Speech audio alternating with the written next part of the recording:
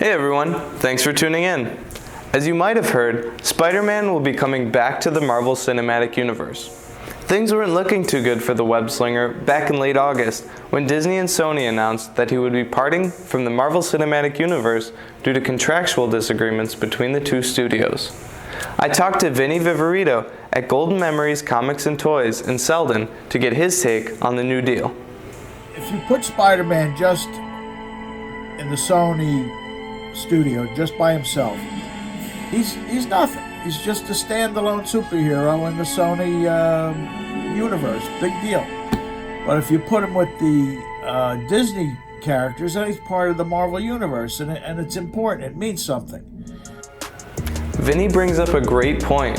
Following Iron Man's death in Avengers Endgame, the plot of Spider-Man Far From Home gave the web-slinger a much more important role as the new leading character for the MCU.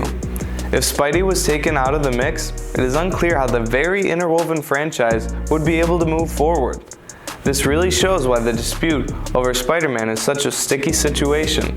So let's talk about how we got here. It's rewind time. The first Spider-Man movie, starring Tobey Maguire, was released in 2002, years before Marvel had established its own movie studio. At that point, Marvel licensed the rights to their characters out to established studios like Columbia Pictures, a subsidiary of Sony. After 3 movies helmed by director Sam Raimi, Sony decided to reboot Spider-Man. Andrew Garfield took up the mantle in 2012's The Amazing Spider-Man, as well as its 2014 sequel. After underwhelming box office performance, Disney was able to strike a deal with Sony that would allow Spidey to enter the MCU. Under rules.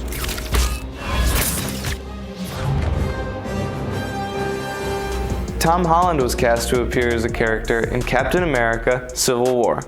In just 3 years, he played Spider-Man in 5 movies, more than any of his predecessors. His latest appearance was Far From Home back in July. Since that movie left off on a huge cliffhanger where Spider-Man was revealed to be Peter Parker, it is no surprise that fans were glad to see that Stony and Disney had negotiated a new deal to finish that story.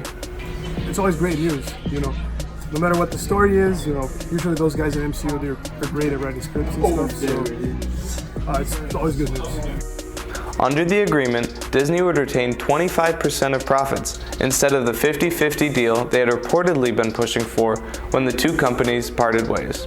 Honestly, I'm more surprised that it happened in the first place, that he was excluded or whatever, but I'm really excited that he's back. I mean, he's a huge character. We won't have to wait too long to see Spider-Man back on the big screen, as he is slated to swing back into the MCU as soon as July 2021. Hey, sorry I'm late. It's fine. You ready? Yeah? You're gonna love this. Thanks for joining us on this edition of Comic Book Culture Update. We hope to see you again.